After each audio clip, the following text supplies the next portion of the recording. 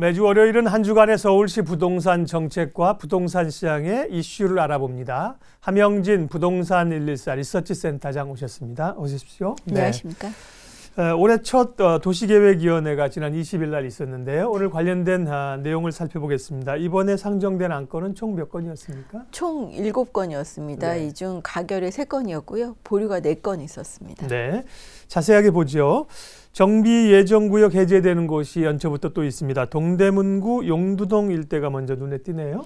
그렇습니다. 위치는 동대문구 용두동 일대고요. 39-104번지 일대입니다. 이곳 외에도 장안동이라든지 휘경동의 5개소의 정비예정 구역이 전격 해제됐습니다.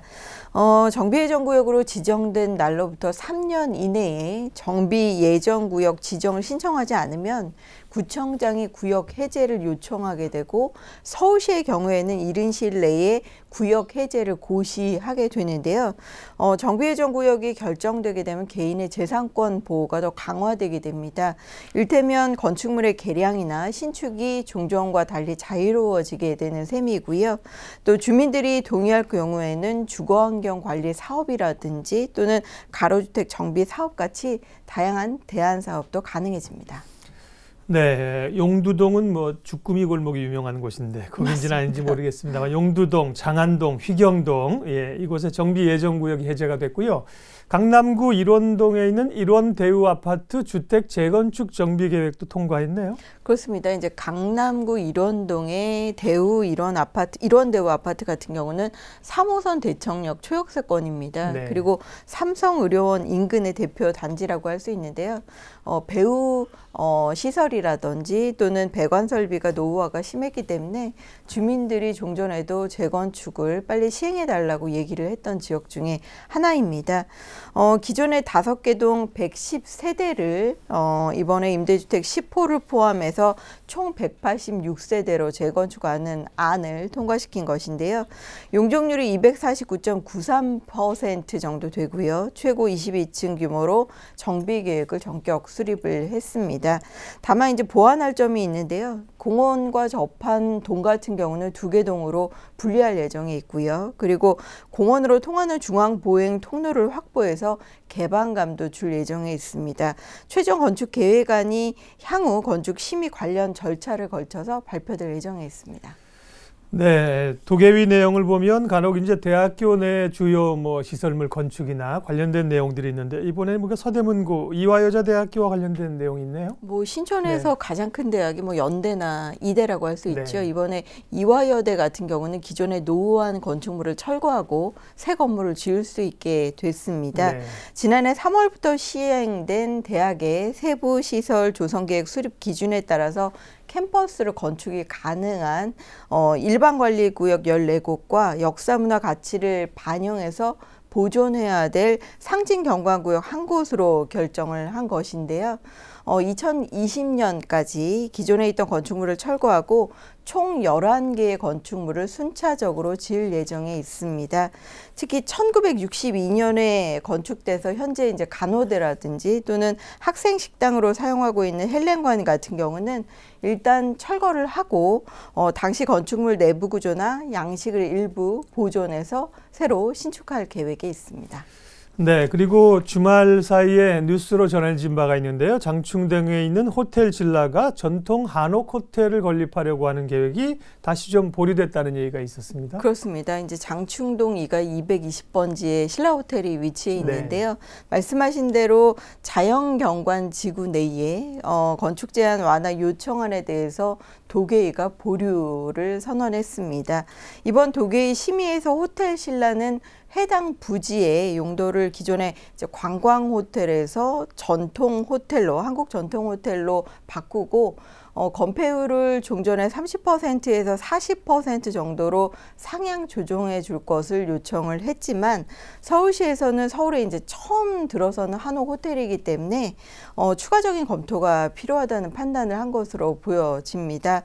이전까지 서울시에 한옥 호텔이 들어선 적이 없다 보니까 이번에 건축 허가를 위해서 보다 이제 심도 있게 논의를 할 필요가 있다고 하는 것인데요.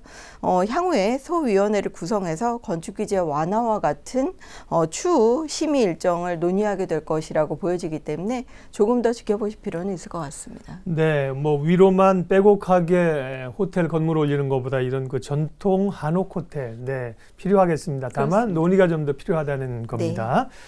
네. 예, 서울시 도시계획위원회 관련된 내용들 봤고요. 부동산 시장 이슈 보겠습니다. 최근에 이제 전세 월세 전환이 가속화되고 있는 가운데 고급 아파트의 월세 거래량이 늘었다는 내용이 있네요.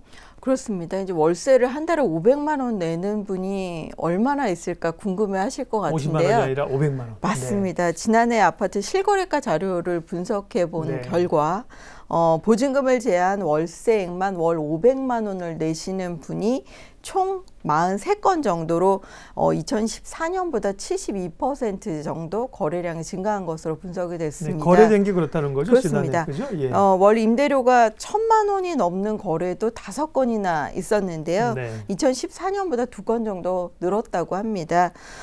서울 서초구 반포동의 썬데일 아파트가 255제곱미터 정도 되니까 70평이 넘는 것이죠. 보증금 3억 원에 월세 1,000만 원을 내고 있었고요. 그리고 반포동의 반포자이 아파트 같은 경우도 보증금 3천만 원에 월 1,000만 원. 그리고 청담동의 휴먼스타일 보증금이 1,000만 원에 월세 1,000만 원에 거래되기도 했습니다. 모두 60평에서 70평을 넘는 중대형 아파트라고 할 수 있는데요. 지난해 월세 거래 금액 상위 10개 단지는 대부분 서울 지역에 몰려 있습니다.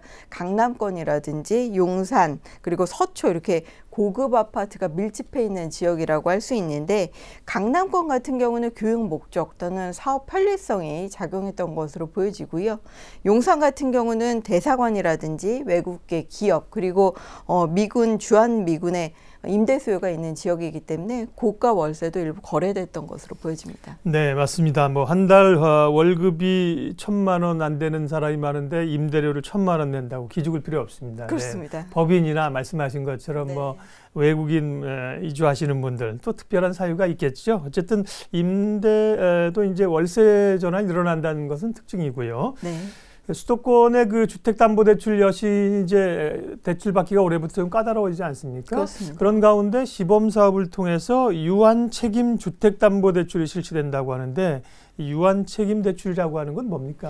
그러니까 일명 뭐 비소구 대출, 유한 책임 대출 이렇게 불리고 있는데요. 네. 우리나라도 첫 시범 사업을 국내에 도입하기 시작했습니다. 단어만 들으면 조금 무서워 보이는데 그렇지는 않죠. 그렇습니다. 네. 기존에 우리가 알고 있던 네. 이제 주택담보대출 같은 경우는 차입자의 상환 책임이 담보물에 한정되는 것이 아니라 담보물 외에도 빚을 갚지 못했을 때는 기타 재산에도 담보를 관련해서 채무를 상환받을 네. 수 있게 하는 것이잖아요. 그건 무한 책임이었네요. 그렇습니다. 근데 예. 이 유한 책임 대출은 차입자의 상환 책임이 담보물에 한정되는 것입니다. 예. 예를 들어서 기존에는 채무자가 주택담보대출 상환을 만약 못했을 경우에는 담보물을 통해서 대출 채권을 회수할 뿐만이 아니라 부족한 채권액에 대해서는 기타 자산, 추가적인 상환 요청을 해서 나머지 갚지 못한 빚도 모두 받아낼 수 있도록 하는 것이 사실은 종전의 주택담보대출의 무한책임 대출이라고 할 수 있겠죠. 반면에 이번에 새롭게 도입되는 유한책임 대출은 담보로 설정된 주택에 한해서 대출자가 상환 청구를 요청할 수 있어서 만약 채무자가 빚을 갚지 못할 경우에는 집만 포기하게 되면 네. 나머지 갚지 못한 채무가 모두 변제되는 효과가 있습니다. 그렇기 때문에 일정 부분 채무자의 보호 능력이 종전보다 강화된다고 할 수 있겠죠.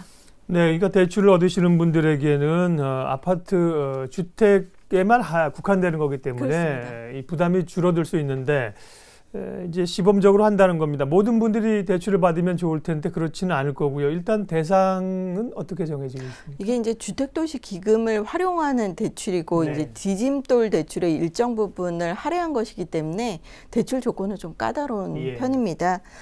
올해 3월까지 3개월만 한시적으로 시범 사업을 펼치고 있는데요. 우리국민신학 KEB 그리고 하나농협 이렇게 6개의 수탁은행 창구를 통해서 신청하시면 신청하실 수 있는데요. 소득 기준은 연소득 3천만 원 이하의 무주택자시면 신청을 하실 수 있겠고요. 대상 주택은 기존 디딤돌 대출과 동일한 조건입니다. 그 대신 이제 주택의 노후도 입지적 특성을 고려해서 심사표를 만들기 때문에 조건은 조금 더 까다롭다고 할 수 있겠고요. 대출 한도는 최대 2억 원, 그리고 LTV, DTI 같은 담보 인정 비율이나 총부채 상환 비율 적용을 받게 되고요. 담보 평가나 대출 기간 같은 경우도 나머지는 기존 디딤돌 대출과 동일한 조건이라고 생각하시면 되겠습니다. 네, 대출을 받고 이제 변제 대상이 기존에 대출 받은 주택에만 국한된다면, 그렇습니다. 네, 대출 받는 사람은 좋죠. 근데 뭐 은행들이 그렇게 하려고 하겠어요? 꺼리겠죠. 그래서 네. 사실은 이번에 뭐 3월까지 시범사업으로 도입을 해서 네. 시장 반응에 따라서 뭐 장기적으로 확대해 나간다는 네. 것이 정부의 방침인 것으로 보여집니다. 그러게요. 정부 방침은 그렇게 좀 가서 가계 부실이나 부채나 이런 거에 대한 부담을 좀 덜어주겠다는 얘기일 그렇습니다. 거고요.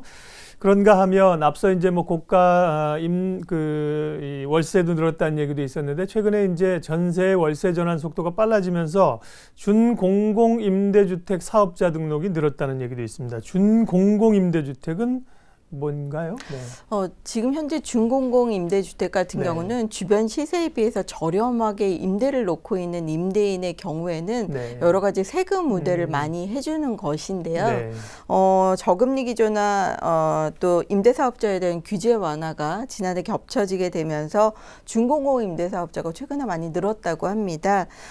특히 지난해는 6배 정도 종전보다 증가했다고 하는데요. 지난해 말 기준 전국 준공공 임대사업자가 3,570명을 기록됐습니다.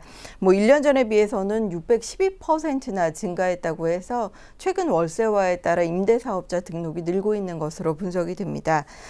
지역별로는 아무래도 수도권이 비중이 좀 많은 편인데요.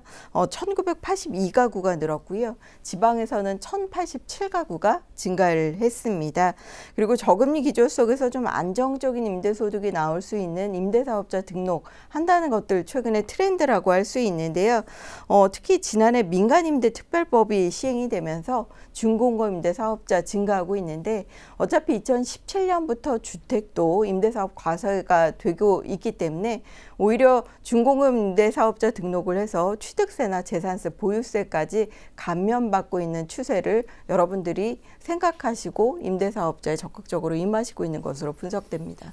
네, 이 부동산 시장의 주요 이슈 알아봤고요. 올해 부동산 시장이 어떻게 될 것인가 조금 우려하는 분들도 있고 혹시 내 집 마련하는 분들은 고민이 있지 않겠습니까? 그렇습니다. 관련해서 오늘 센터장님 모신 길에 하나만 좀 더 여쭤보겠습니다. 네. 지난해부터 이제 분양 물량이 좀 많아지면서 시장을 압박하고 있고 올해도 이제 집값 오르기 조금 어렵다는 얘기가 있어서 혹시 집을 구매하려던 의사가 있던 분들은 뭐 신규 분양 혹은 이제 기존 주택 매매하시려는 분들은 어떻게 생각하면서 좀 시기를 저울질하면서 가면 좋을까요? 강남권 같은 경우는 하반기에 뭐 개포시형이나 개포주공 1사단지 재건축 물량이 10,000가구나 쏟아질 예정이기 네. 때문에 하반기로 갈수록 불안해질 수 있습니다. 이런 경우에는 주택을 구입하거나 일정 부분 빨리 전세 매물을 알아보시는 것이 좋겠고요. 그리고 무주택 실수요자들 같은 경우는 올해 가계대출 강화나 금리 인상 또 공급 물량 증가 때문에 주택시장의 거래량이 예전만 하지는 못할 것으로 보여집니다. 뭐 집값의 70% 정도 자기 자본이 준비되고 있다면 뭐 주택시장에 집을 구입하시는 걸 검토하시겠지만 그렇지 않는다면 집값이 조금 조정된다든지 또는 시장이 어느 정도 움직이려고 할 때 천천히 보수적인 네. 입장에서 검토를 하시는 것이 중요할 것 같고요. 굳이 급하게 서두실 필요는 없을 것 같습니다. 그렇죠. 예. 통상 이제 이게 매수자 우위 시장이냐, 매도자 우위 시장이냐 이렇게 얘기하는데 네. 집을 좀 파시려고 하는 분들은 집을 보러 오는 사람이 없대요. 뭐 맞습니다. 계절적으로도 그렇지만 부동산 시장이 조금 얼어붙어서인데요. 집을 구매하려고 하시는 분들은 조금 천천히 상황을 보고 하셔도 되겠다는 말씀이었습니다. 예, 부동산 114 함영진 리서치 센터장님 함께했습니다. 고맙습니다. 고맙습니다.